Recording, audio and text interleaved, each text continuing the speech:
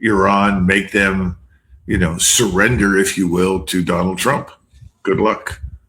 Don't think okay, so let me ask you a hard question here. Again, if Iran does take the initiative here, and if they start a sequence that spawns a response by the United States kinetic, and then that they take that as a I guess taking the gloves off, and they hit all those targets you mentioned, which is going to, I don't think it can have any effect other than having a catastrophic economic impact, major recession, possibly depression on the United States, which is going to cause us a great deal of problems throughout the world. What is the possibility or the implications, maybe even better way to put it, for Iran to calculate, hey, listen, we can start a next round here that will definitely have a response, and they'll hit our oil infrastructure, they'll hit our energy, and it'll be very, very painful and a long time to fix. But that could ultimately cause the defeat of the United States, and our long-term objectives may be met. Is that a calculation that they could rationally choose? I think it is. And I think that you're talking about damage done to the Persian Gulf region and its infrastructure that would require at least 10 years to recover. So you're talking about a definite global level depression, and I think we're well on our way in that direction at this point as well. One of the things that's kind of interesting is to watch Scott Bessent, and he's very sensitive to the bond market. We're now way over 5% in the 30-year bonds. This last bond sale was enormously expensive for us. We're in a lot of trouble financially, and Scott Bessent is using every conceivable trick and illusion that he has in his bag to sort of postpone the inevitable financial collapse that I think is coming. I've always looked at, because I have great confidence and trust in what Jeffrey Goodluck and Luke Groen and others talk about. I also look at this 5% barrier on the 10-year bond, and everybody makes it very clear if you break that and you go over 5% yield on the 10-year bond, you're in uncharted territory, and that could be catastrophic for us. You see, we're getting close to that now.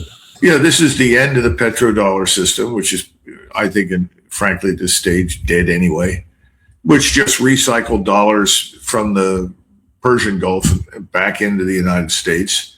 That's gone. You don't find anybody wants to invest in our debt. We sort of postponed a collapse in Japan, but doing so harmed the euro because we used the euro. Of course, as a banker said to me the other day in Europe, he said, "Who are we kidding? The euro and the dollar are the same thing. It's all dollars." I said, "Oh, okay." I think we're in a very fragile set of conditions right now financially. So let me ask you this: I guess I don't know which one breaks first, Dan. Does it break here at home financially first, or does it blow up in the Gulf and then break here financially? I don't know.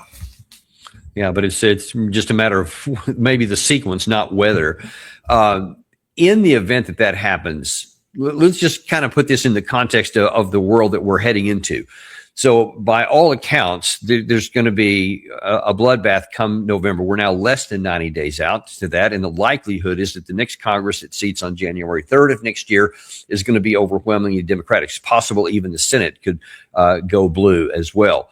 I've heard from some folks here in Washington that claim to have some knowledge that the Democrats already have a cohorted plan that they're just going to just do investigation after investigation, probably impeachment series, whatever, to completely hamstring President Trump and the Democrat or the Republicans through the next 2 years heading into 2028. That's apparently their plan.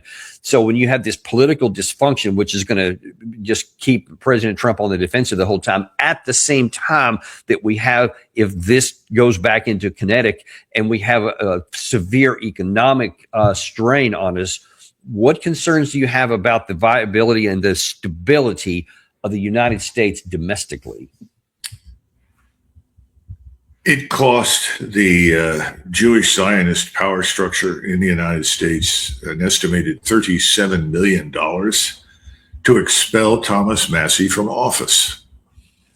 Now, what will it cost them to retain control of enough of the House and the Senate to prevent Donald Trump's removal from office? I don't know. But if it costs $37 million to expel just one member, and they have a lot of money. I mean, there are pots of money that they have been accumulating out there, and I'm talking about the Zionist Jewish power structure involving hundreds of millions of dollars that could be applied with the goal of preventing Donald Trump from being removed so that they can retain control of the United States government. Now, they've already got it at this point because we know that 80% of the House and the Senate is effectively paid by the lobby to do what it wants. So that's a fact. You just run through, look at the amounts of money that go in there. And it's amazing. Sometimes it's a lot of money and sometimes it's not that much. But members are so greedy for money and so desperate for money to stay in office that they'll do almost anything to keep it. So I guess my assumption is that this election is probably not going to go well for Trump in particular. But the real issue is, what about this lobby? Can it retain control? That, I think it has a shot at doing so. I wouldn't write it off yet. Now, of course, that could change if the financial system crashes between now and November, and that's not an impossibility. I mean, if you listen to Ray Dalio and others, they'll say it could very easily happen. So I don't know. I don't have a crystal ball. Can't know with precision when this sort of thing happens, but that could. Now, when you talk about domestic tranquility, remember we have over 50 million people inside the United States right now who are not born here. How many of those are illegal? How many of those are legal? I don't know what the exact breakdown is, but normally the numbers that you get from the federal government, depending on the administration, are lies. They're not true. So I think we have tens of millions of illegals in the country. What will most of them do? And I think it depends. It also depends on people that hold U.S. citizenship, but frankly, they're only nominally Americans. I mean, they sort of sit there and say, I'm an American. Okay. What makes you American? Well, I have citizenship. Well, popcorn, candy, citizenship. Take your pick. It's not that difficult to acquire, frankly. Not for anybody with any kind of money or influence. It's tougher for somebody without any. And a lot of people have worked very hard to get that citizenship, which is one of the reasons they're angry about illegal immigration. But my point is, we don't know how lots of groups will react. Some groups can go back to where they came from, at least until things here calm down. Other groups have nothing to go back to. And then you have the question of the rule of law. Where do we stand on that right now? How many police or policemen have left the service because they're afraid to do their jobs? They're afraid that if they do their jobs, they'll end up in front of a judge, and this judge is going to castigate them and ultimately crucify them and put them in jail when what they did was their job. How do you fix these things? Remember, if we go back to 2016, these are the things that Donald Trump was elected to do.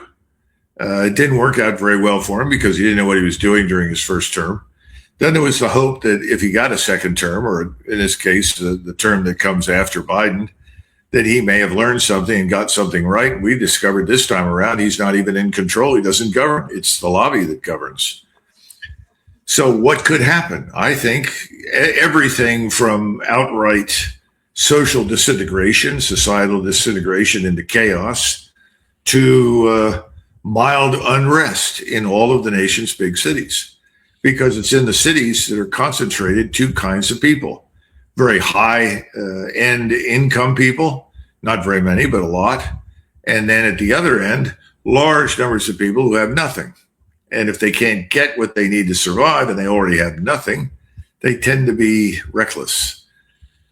So I can't go into any greater detail, but I think we have to accept the fact that none of this is good news. And it makes you wonder just how completely out of touch everybody in Washington is.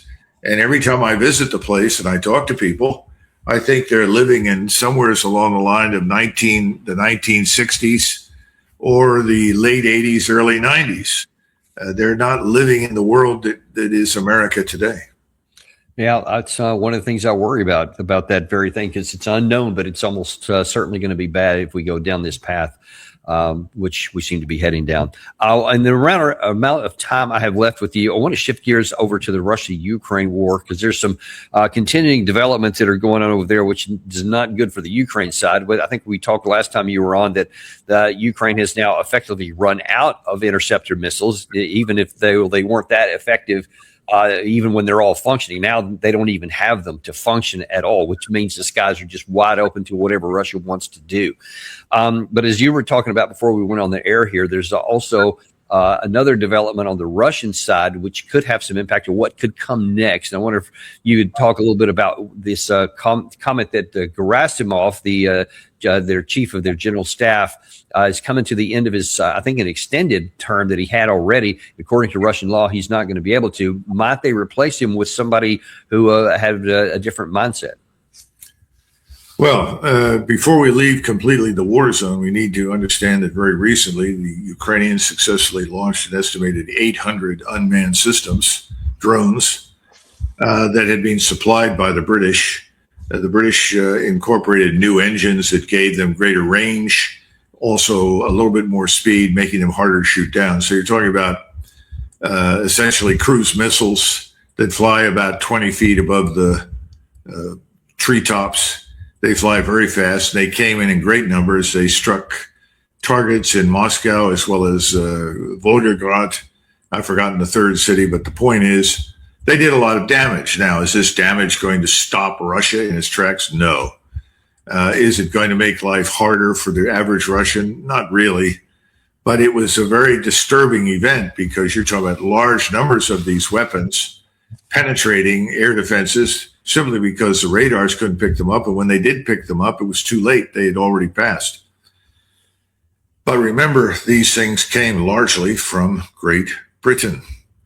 And this goes back to the other issue that we discussed a few weeks ago, which is how much longer do the Russians wait before they take action directly against the British and other states in NATO that are actively supplying this stuff to the Ukrainians. Remember, this is not going to change the outcome of the war. Ukraine is losing. It's going to continue to lose. It'll be devastated. In fact, more and more of us looking at this, and the few people left in Ukraine, less than half of what were there at the beginning, wonder if there will even be a Ukraine on the map.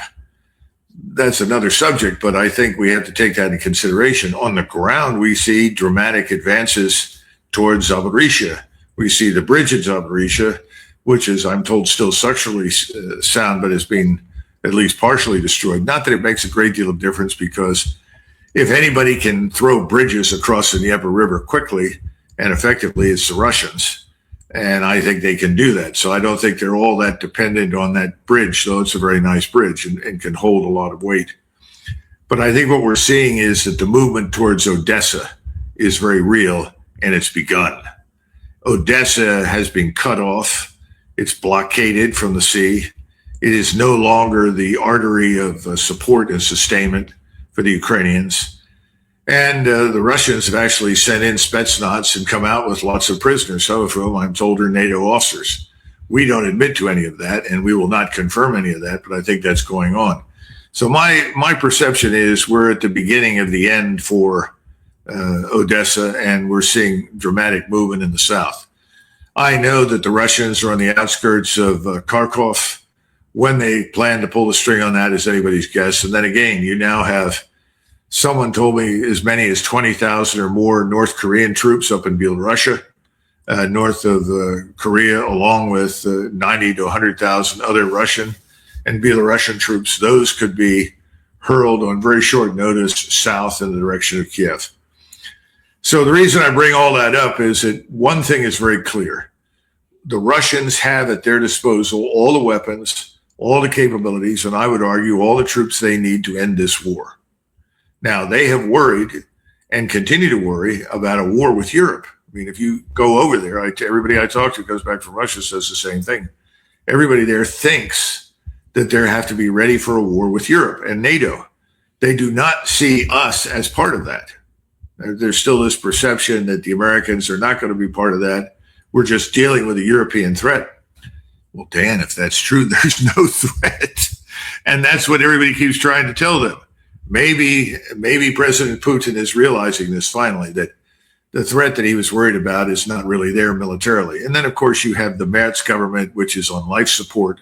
It's clinging to power with its fingernails. Macron is in equally bad shape, and the situation in Great Britain is more than just explosive.